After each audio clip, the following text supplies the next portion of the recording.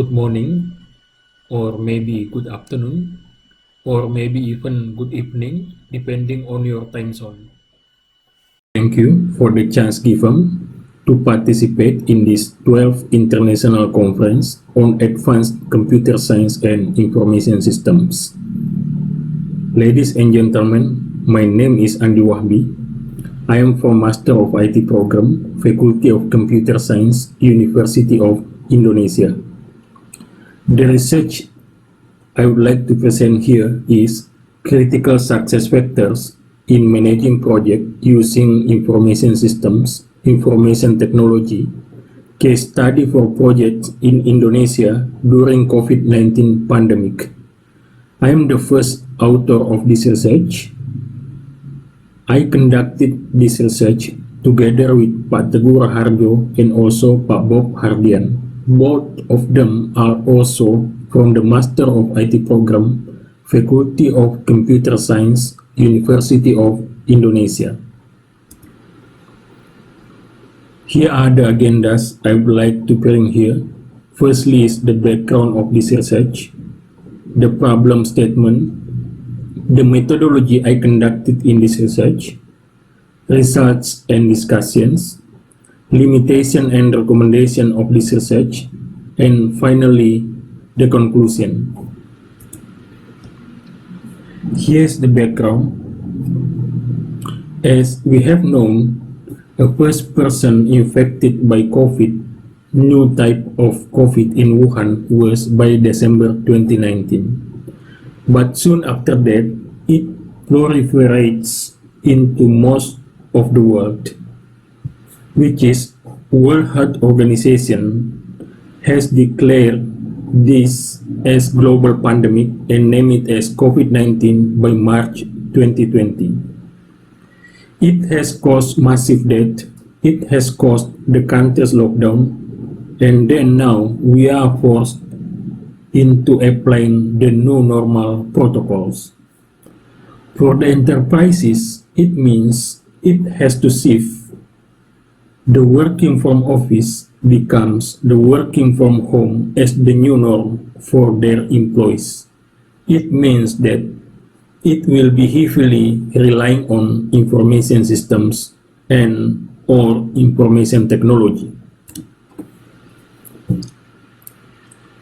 The problem is, even before COVID-19, according to RASCA, the project failure rate has been up to the 70%. And according to Eglon, working from home causes project time lagging. So it's clear here that the physical collocation has been shifted become virtual collocation using ISIT, which means that it has increased the higher chance of the projects run in the enterprises to fail to meet its objective, also its goal.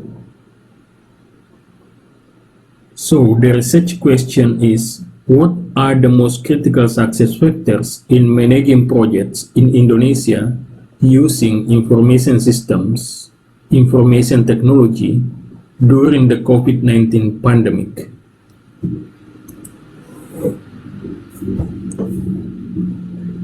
For this research, I have gained the conceptual foundation through the literature review, and then I performed the qualitative judgment through the interview, and lastly, I did the quantitative analysis using the survey to conclude the critical success factors. The sequence of this research is, the first is, as I mentioned before, I performed the literature study. The input is the scientific articles. The output is the key groups of success factors and also the success factors themselves. The next thing is the interview success factors. And then the final stage is doing the survey to do the ranking or prioritization of these 24 critical success factors.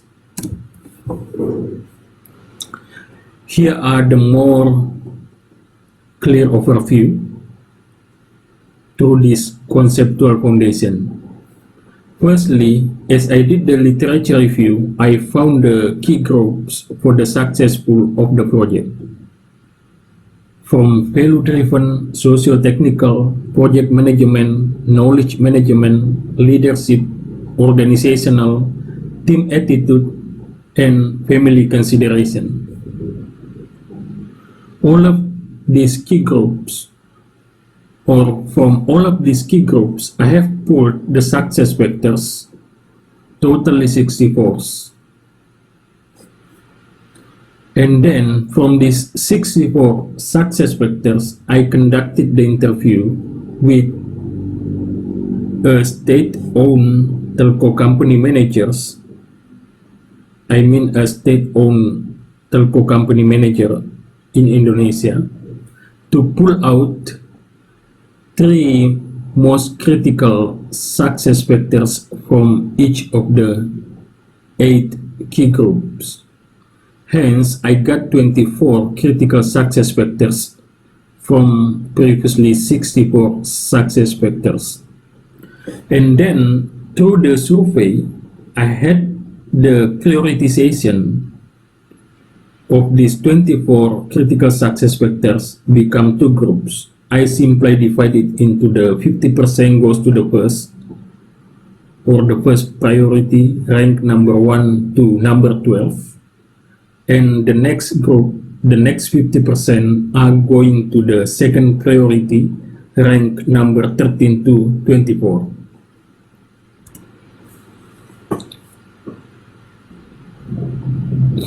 These are the survey details. Firstly, the technique is using the quota sampling.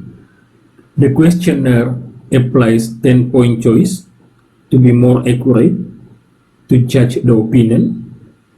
The distribution tool uses instant messaging. The population is the stakeholder of the project in Indonesia or those who has work experience in project.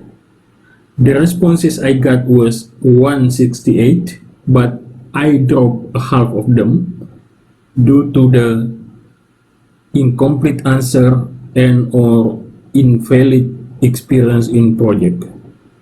Hence, I remain have 83 valid responses.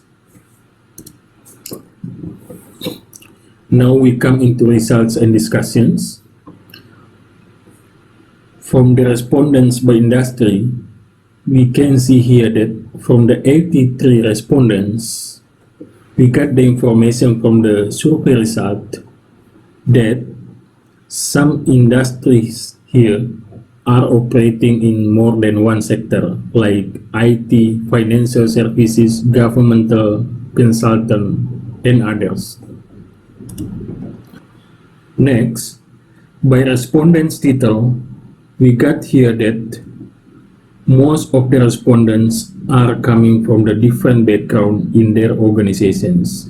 They are coming as CEO, COO, director, and so on and so forth.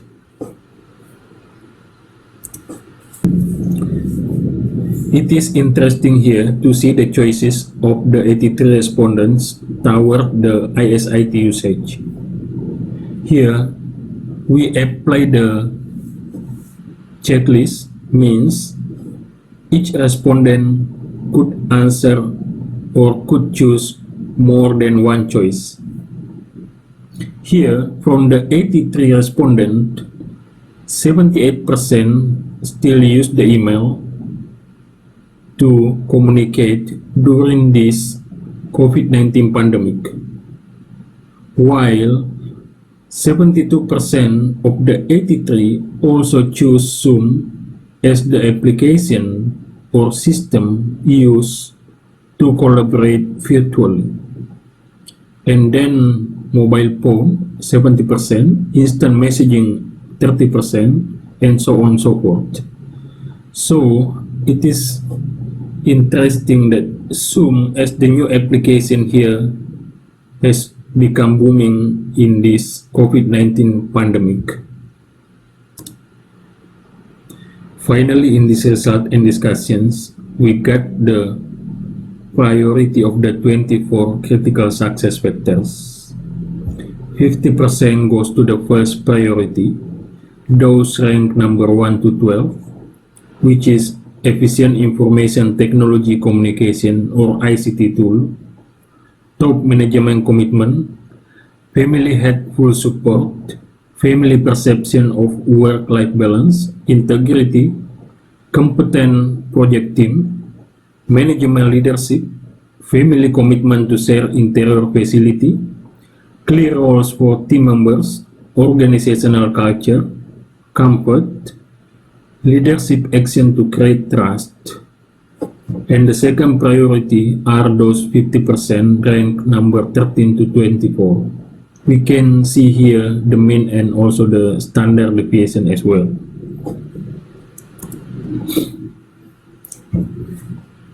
This is the limitation of this research, as due to the time constraint, this research could not limit the participation of each company. So, it is advised that future research collects more samples and limits the samples from every single company. So, the ideal one from the researcher perspectives here is that one company should only have either one or maximum two representatives to perform the survey.